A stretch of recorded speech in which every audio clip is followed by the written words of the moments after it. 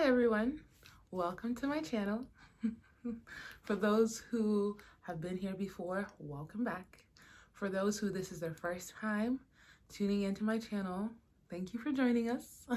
Definitely please hit the subscribe button below and turn on the notifications so you can get notified when I post videos like this. Thank you. So, I've been gone for a while. For those who probably didn't know, I used to do a lot of Facebook Live videos, but so much has happened. And with that being said, I feel like I wouldn't be as consistent anymore with those Facebook Live videos. It will be easier for me to just pre-record and then post it on YouTube. For those wondering what happened to me, so if you haven't already done this, please check out my blog post titled How I Found the One on my website, which is michelle-z.com. How I Found the One. Definitely subscribe to my mailing list so you can get notifications when new blog posts go out. So yes, I got married. I got married. If you want to see pictures, I think I have some pictures on my Facebook, so you can see some pictures there. You can check out my Instagram. I'm going to leave the handles in the description box below. I got married and I'm also a mom. Yay. Yeah, so definitely big changes, but I'm so grateful for what it is that God has been doing in my life. And because of these changes, that's why you haven't really been seeing a lot of me, because I've been adjusting, trying to get the hang of being a wife and then also being a mom as well.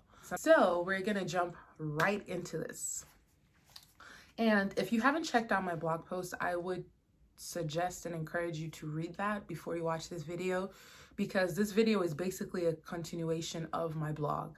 So that was like a part one, and I have been writing the part two, and I realized that it was super long and I don't know how many people want to read through all of that. So I thought, why not just do a video? Because this way you guys can see my facial reactions, because you can't interpret this in writing.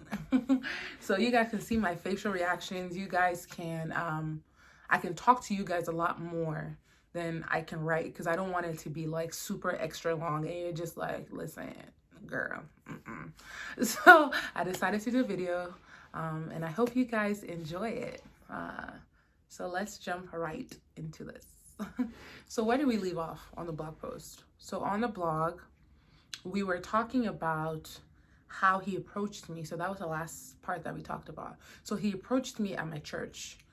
We were having a worship program, and the guy that was organizing actually knew him. So he invited him to come and be a part of the worship program that we were having at my former church. So he came, and then I saw him when he walked in. I talk about this on my blog. So I saw him when he walked in. I was like, okay, Lord, who this tall man? But then I was thinking to myself, like, just last night, you just prayed and you say, Lord, I've surrendered this marriage thing to you. I've surrendered this looking for Adam and looking for Boaz up and down. I've surrendered it to you. So I just like pushed it aside. It was just like a quick 5-second thing. And then we continued with practice. So after practice, he came up to me and he was like, it's nice to meet you again. And I looked at him and I was confused. I said, oh, okay. I don't know where exactly I met you before. And he reminded me that there was a program, I think about a month or 2 months, something like that, ago at that time, where it was a teenagers program at his former church. And I spoke at that program and I was confused. But then I remembered that I saw him that day. Like when I walked into the church, I sat down and then they called me up to come and preach. And then when I stood up, I remember looking to the back of the room and I saw this really tall guy and I was just like, okay. For those of you who haven't met him before, he's 6'5", so he's quite tall. You will see him even if you are not looking. So I looked and I was like, okay, what is this tall guy? But then something just reminded me, Michelle, you are inside teenagers program. You are not looking for Boaz, Adam, inside where these small children are. So I said, let me respect myself and face my front too. So I just like, I wasn't really paying attention or anything like that. After that conversation with myself, I just let it go because indeed I was there on assignment. So I wasn't like, that wasn't my focus for coming. And besides, it was a teenagers program. So I was just like, please respect yourself, you know, and don't be scoping for boys in this church. So I just did the program, whatever. So I was like, oh, okay. And then I remembered like where I met him. And he was like, can I text you? And I was thinking to myself when he said that, I'm like, somebody that I met at teenagers program is now saying, can he text me? Like, what possible reason would he want to text me? Is it because today I'm looking like I'm 10 years old with my hair? Those of who don't know Shuku, basically my hair was up like that. I was wearing sweatpants. I was wearing a big sweatshirt. I was no makeup. I was just looking somehow that day, because anyway, I was looking somehow that day. So I'm like, maybe he's looking at me and I look like I'm young. So he's like, okay, maybe I can shoot my shots. I say, sir, you don't know. So that's what I was thinking in my mind. And I'm like, okay, if he wants like advice, then I would try to maybe get him to talk to one of the brothers in the church, because something that I've dealt with in the past is sometimes when you try to help someone that's from the opposite sex, they tend to sometimes make it into something that it's not. And I didn't want to be in that situation again. So I was very cautious about it. So when he texts me, he's not a teenager, please, disclosure, before people start saying, hey, Michelle. So you will come on here and you'll be preaching word of God. Meanwhile, you'll be following small boys around Ohio. Please, it's not a teenager. I beg you people. Thank you. Disclosure. So when he started texting me, he made his intentions known. And that's one thing that I want to talk about in this video, is that you have to be intentional about these things. A lot of times, and with myself, definitely, situations that I've been in before, situationships as we like to call them, people have said certain things, they've never been fully open about the purpose of the relationship, but they just give you just a little bit to help you to hold on, to make you hold on, to make you have hope. And this is why we cannot be scared to ask these questions, like, what is going on between us? What's happening? What are we? We cannot be afraid to ask these questions, because we end up being stringed along, and then you now find out the person's married, which is what happened to me. But that one was kind of my own fault. So I won't lie. That one was kind of my fault, because what was happening is that he didn't necessarily come front and say like everything like that, but I felt like he was giving off signals to me. I felt like when he was texting me, I was trying to read in between the lines. I was trying to read the emojis. I'm like, he won't send me this kind of emoji. He wouldn't say this kind of thing if he's not thinking about me in this kind of way. And of course, it was a shocker when I saw him on Snapchat dancing in the reception of his wedding. Yes, it was not funny at all. Now I can laugh. It's funny now, but that day, oh, my friend, yourself, the person that I called to cry, I was crying. I said, yeah, he's married. Oh, father. Yeah, I was a hot mess. So it's funny now, but it wasn't funny then. But I had to really sit down and think to myself, like, did this man say that we're in a relationship? Did this man say that I want to court you, I want to marry you? Maybe he implied it, but what is implied, what is not said, we cannot assume.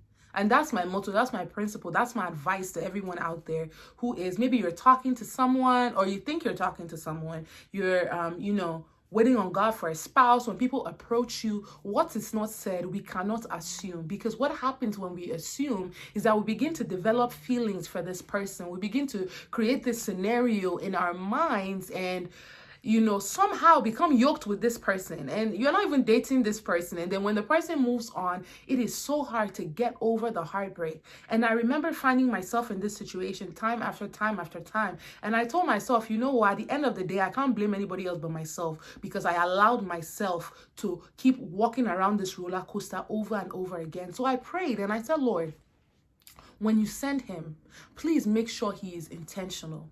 Please make sure that from the get-go that he tells me exactly what it is he wants from me, what it is you've told him about me. Just tell me everything. Don't give me hope here, because you are not sure. And that is the problem with a lot of people.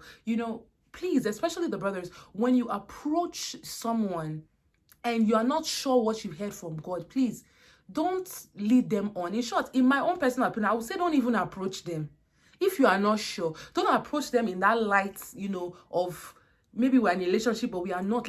That place of confusion is not fun at all. And I have been there. I've been on both ends, honestly. It's not fun at all. So I appreciated his intentionality, how intentional he was, how open he was, how honest he was about letting me know that, I want to court you, I want to date you so I can marry you. I appreciated that. And what was crazy is that, honestly, I didn't know how to handle that, because I had been used to being treated badly, being treated a certain way, being given this false hope, and people never coming, full frontal and say, okay, this is exactly what I want. I want us to court so we can get married. I was so used to that nonsense that when somebody actually came and was intentional with me, it was weird. And it shouldn't be so. We shouldn't be, like, whoa, I don't know how to handle this, when somebody is actually treating us right, because we are putting up with some of these mescafors. I don't even know if that's English, but some of these people that are just wasting people's time, basically time wasters. And it was a breath of fresh air. It was a breath of fresh air for me. But one thing I will say is that somebody being intentional with you doesn't mean that that's God's choice for you. Somebody approaching you and letting you know that they want to marry you, these are the plans that they have. It's good so you know where you stand with the person, but that's not it. The most important part is knowing what God says about this person, is knowing what is God's heart towards this situation. So I prayed, and one advice that I want to give is this. When you're getting to know someone, sometimes it's so easy for us to let our guards down, and then we fall in love. We now love this person. We, open our hearts so much to this person that even when God is speaking to us, we're not able to hear, because we're already so vested in this relationship that even if God is telling you no, you feel like that's the devil trying to mess with you. I want to say you can get to know somebody on a platonic, neutral level, but try your best to guard your heart. Guard your heart so that you can hear what it is that God is saying clearly. A lot of times when we develop so much feelings, it's so hard for us to sieve through all of that and know what it is that God is telling us. So I tried my best to really keep it on a friendship, platonic, neutral situation until I heard from God, because I was not going to walk around that mountain of confusion one more time. I was not going to do it. So I prayed maybe a month or so, and then finally God spoke. Oh, and when he spoke, it was so clear. It was as clear as day. And I knew without a shadow of a doubt that he was my husband, without a shadow of a doubt. I heard a story of a man once. I don't know if he was preaching or what he was doing, but he said there are two things that he's certain about: his salvation and his wife. Because who you marry is important. Who you marry is important, because that person will be so close to you. And the truth is that the people that are closest to you are the ones that can step on your toes. They are the ones that can step on your toes. They are literally, your spouse can really give you one way to get to hell, honestly speaking, because that person is so close to you. They know you, they know your triggers, they know all these different things. And of course, the marriage is supposed to be a representation of our marriage with Christ. So I didn't want to make a mistake with that. I wanted to be sure. And a lot of people will ask, so how exactly did God speak to you? And I am a bit wary about sharing that specific detail, just because I've been there before, and it's easy to almost covet somebody else's testimony and now go and hold God at ransom and say, because you spoke to this person this way, then you must speak to me in the same way. But one thing that I do want to say is this: there are two things really. The first one is that we must know God for ourselves. A lot of times we're saying that God is not speaking, but it's not that he's not speaking, but it's because we've not really developed our relationship with him. So if you don't have that developed relationship with God, and you don't know how he speaks to you, you don't know how he deals with you specifically, then even when he's speaking, you won't be able to hear him clearly, because you don't have that established pattern.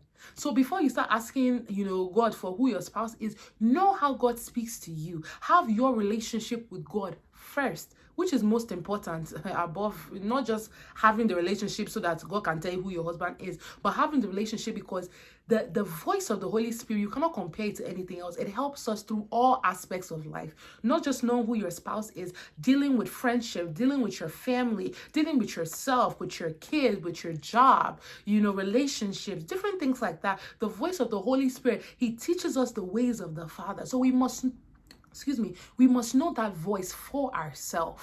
So that's the first thing I want to say. Now, the second thing is this.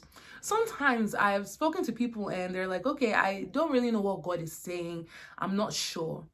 And I've found that more often than not, it's because God is giving the answer that we don't want to hear. So we now conclude that God is not speaking because it makes us feel better. It's not that God said no, it's that he's not speaking, even though you know that God said no.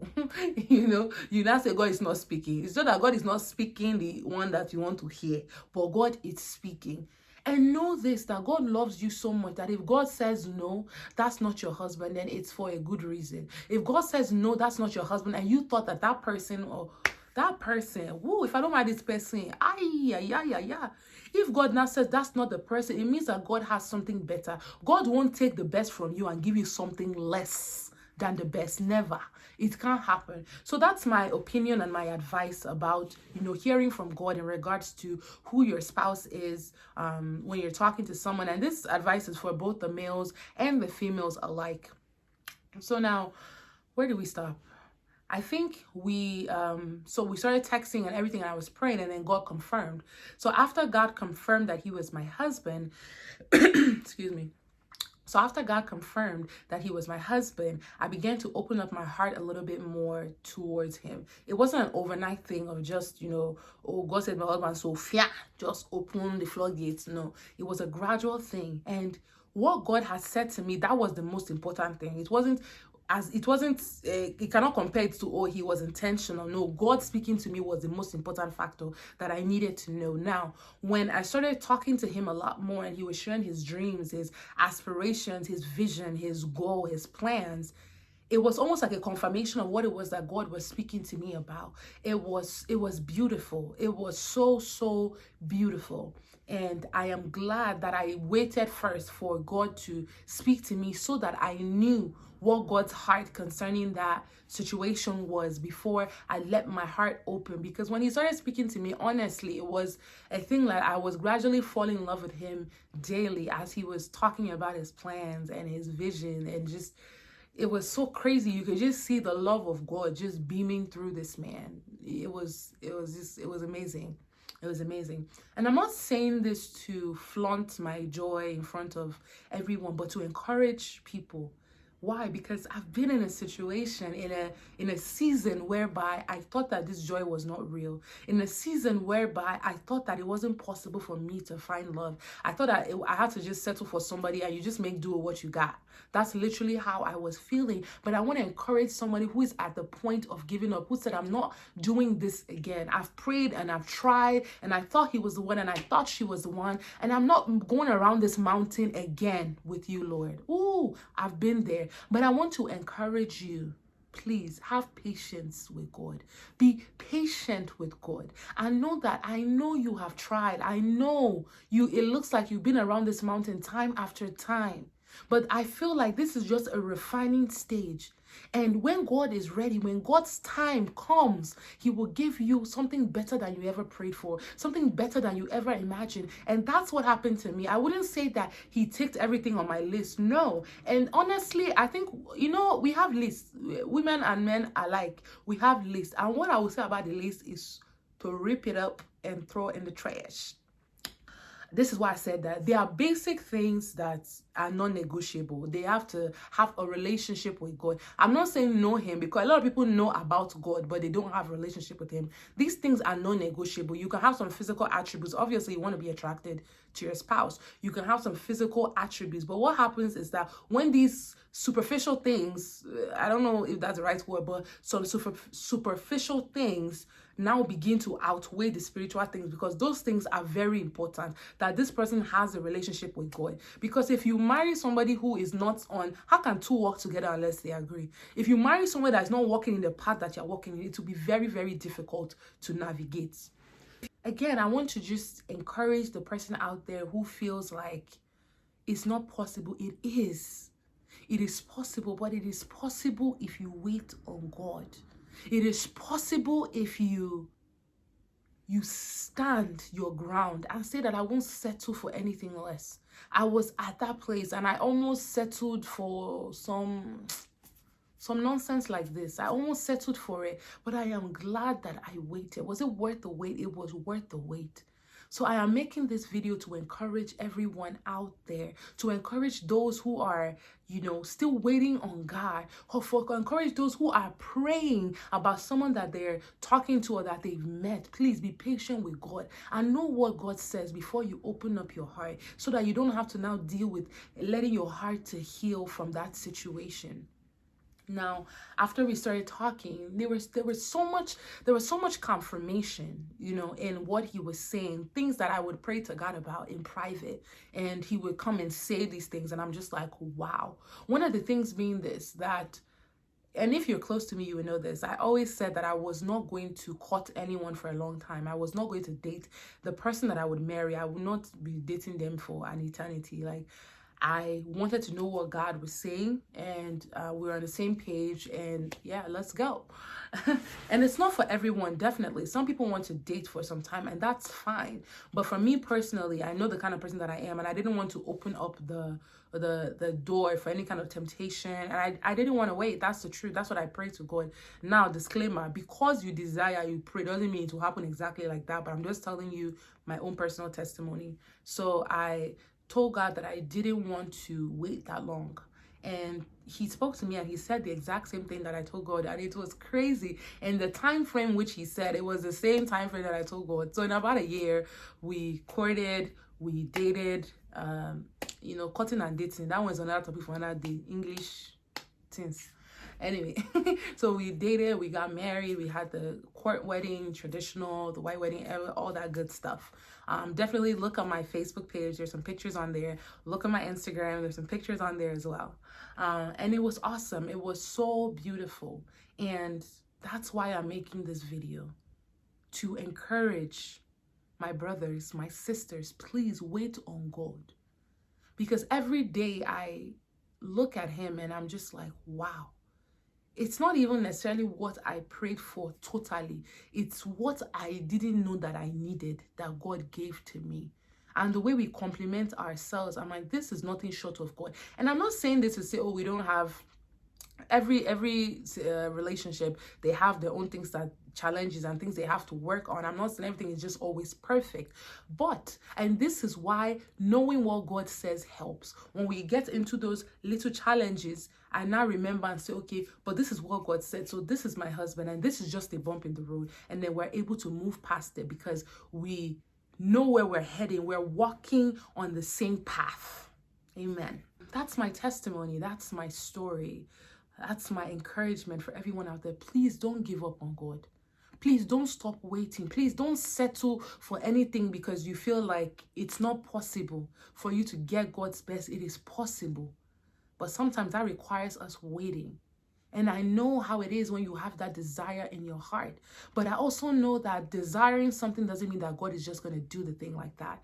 And a lot of times, the reason why he does it like that is because he has to prepare you for what he's going to give to you. Myself, or when I look at myself maybe 5 years ago, if God had given me this man, I would have spoiled the whole thing. There's so much growth that has happened, even though I was desiring marriage at that time, but there was so much growth that has happened between then and now, when I know, wow, this is why God had me wait, because he was working something within me so that when he brought this blessing, I will be able to, to receive it and to take care of it and to cherish it. So that's my encouragement for everyone out there. God bless you so much for watching. Until next time.